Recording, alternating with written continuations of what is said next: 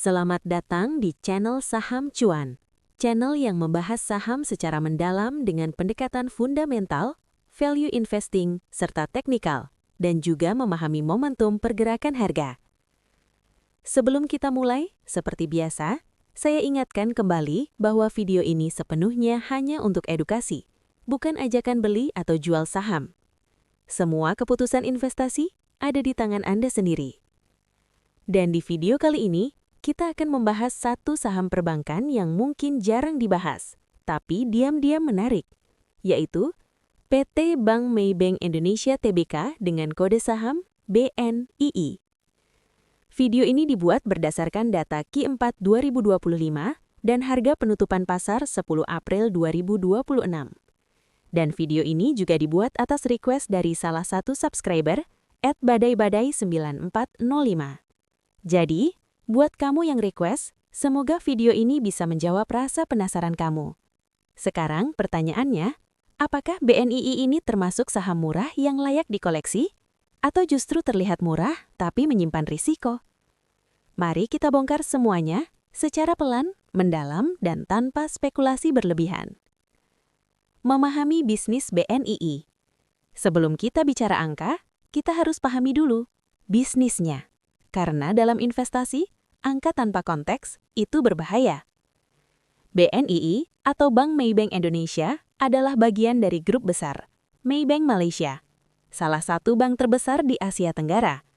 Ini bukan hal kecil, karena artinya BNII punya backing yang kuat, dari sisi modal, dari sisi manajemen, dan dari sisi pengalaman. Sekarang kita lihat model bisnisnya. BNII tidak hanya fokus di satu lini. Mereka punya business banking, retail banking, global banking, syariah banking. Dan bukan cuma itu, BNII juga punya anak usaha di sektor pembiayaan, WOM Finance, Maybank Indonesia Finance. Kenapa ini penting? Karena diversifikasi bisnis sama dengan risiko lebih rendah. Kalau satu segmen melambat, segmen lain bisa menopang. Tapi di sisi lain, diversifikasi juga punya konsekuensi. Fokus bisa terbagi, pertumbuhan jadi tidak agresif.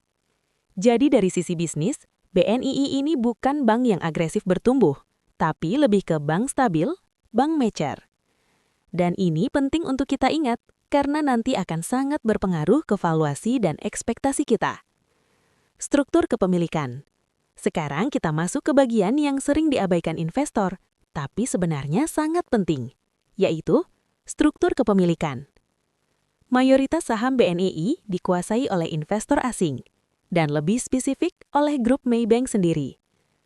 Sorak Financial Holdings 45%, Maybank Offshore 33%. Kalau kita gabungkan, hampir 80% saham dikendalikan oleh satu grup. Apa artinya ini? Kontrol penuh ada di tangan induk.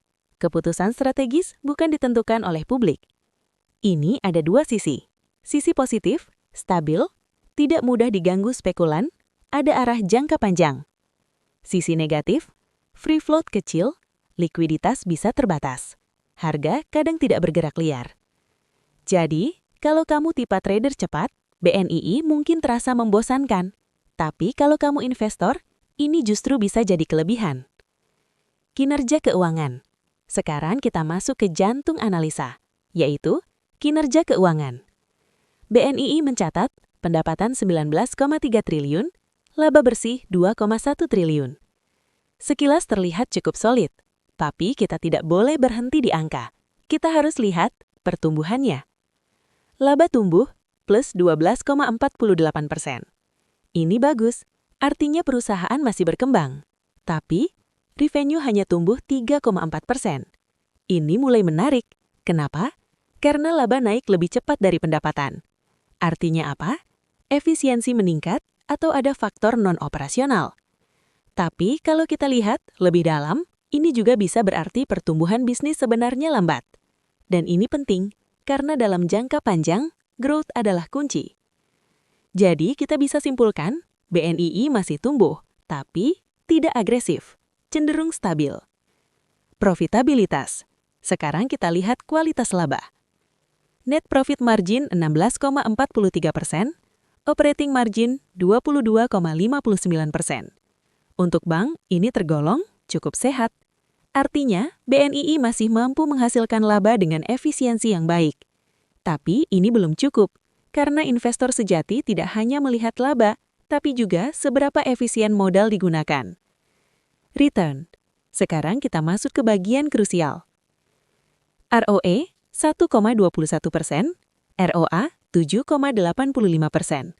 Dan ini, jujur saja, kurang menarik. Kenapa? Karena bank bagus biasanya ROE di atas 12%. BNII hanya 7,85%. Artinya, modal besar tapi hasilnya belum optimal. Ini seperti punya mesin besar tapi tidak digunakan maksimal. Dan ini jadi salah satu kelemahan utama BNII. Neraca keuangan. Sekarang kita lihat kekuatan finansialnya. Aset 213 triliun, liabilitas 175 triliun. Struktur ini normal untuk bank. Leverage masih dalam batas wajar. Tapi ada satu indikator yang perlu kita perhatikan. Admin score di bawah 1. Secara teori, ini zona risiko tinggi. Tapi untuk bank, indikator ini sering tidak relevan. Jadi, jangan langsung panik. Cash flow. Ini bagian favorit investor cerdas. Cash flow operasi 3,88 triliun, free cash flow 3,46 triliun. Ini sangat bagus. Kenapa? Karena uangnya nyata, bukan sekedar laba di atas kertas. Dan ini menjadi kekuatan utama BNII. Dividen. BNII juga membagikan dividen. Yield 2,77%, payout 31%. Ini artinya perusahaan masih menahan laba untuk ekspansi. Jadi, BNII bukan saham dividen tinggi. Valuasi. Sekarang bagian paling menarik. PD 9,48, PBV 1,36.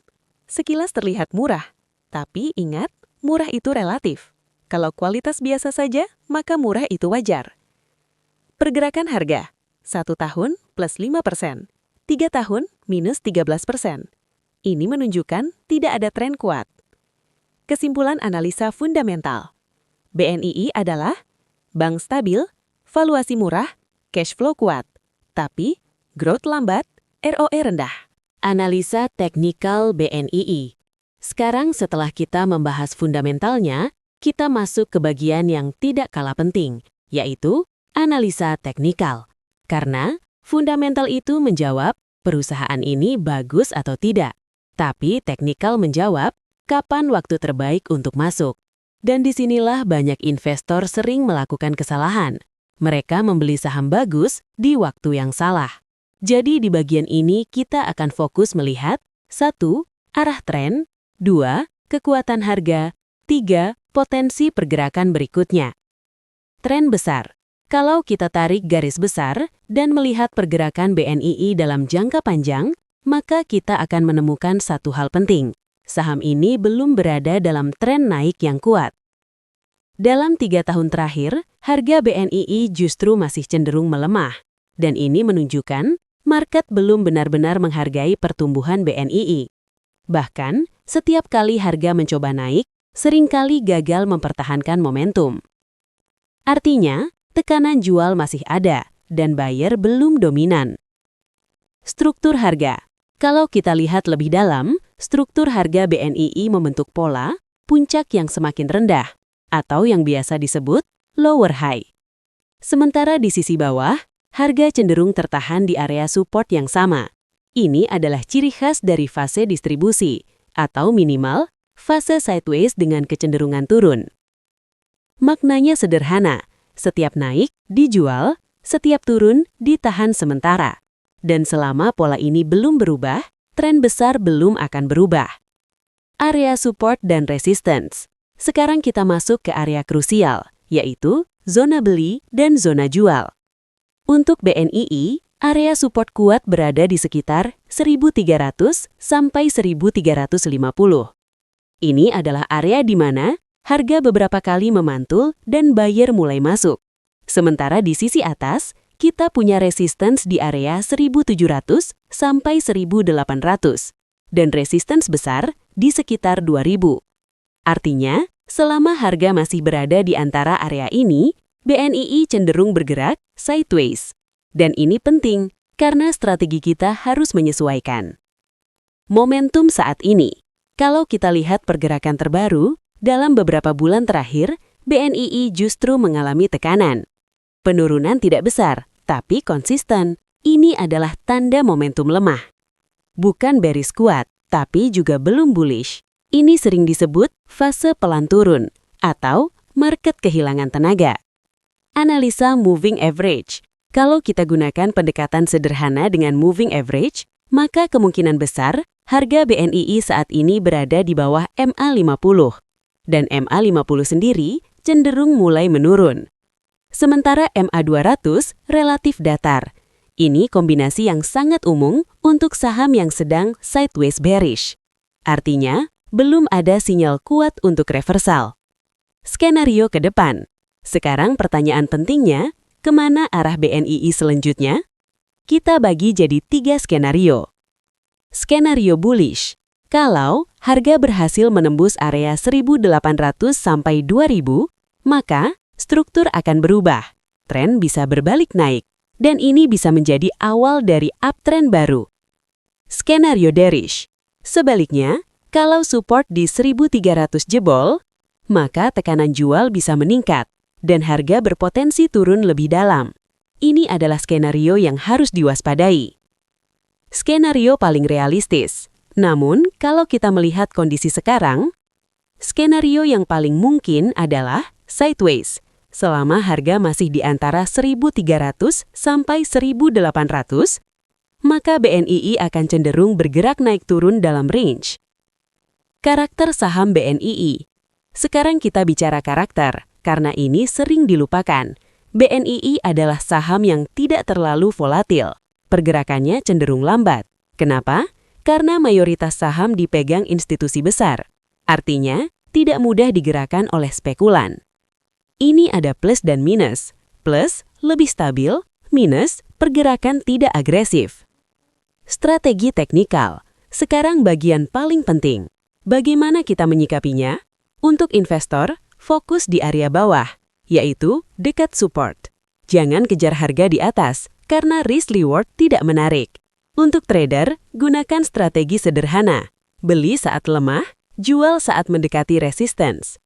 Risk management, ini wajib. Kalau support jebol, harus disiplin cut loss. Karena melawan tren itu mahal. Kesimpulan analisa teknikal. Jadi setelah kita lihat semuanya, dari tren, struktur, sampai momentum, kita bisa tarik kesimpulan. BNII belum dalam kondisi uptrend, masih berada dalam fase sideways dengan kecenderungan lemah. Support kuat ada, tapi belum ada sinyal naik yang meyakinkan. BNII bukan saham untuk dikejar sekarang, tapi menarik untuk dipantau di area bawah. Jadi sekarang, kamu punya 2 sudut pandang. Fundamental dan teknikal. Dan keputusan terbaik selalu datang dari kombinasi keduanya. Karena di pasar saham, yang penting bukan hanya apa yang kita beli, tapi juga kapan kita membelinya. Terima kasih sudah menonton, dan sampai jumpa di video berikutnya.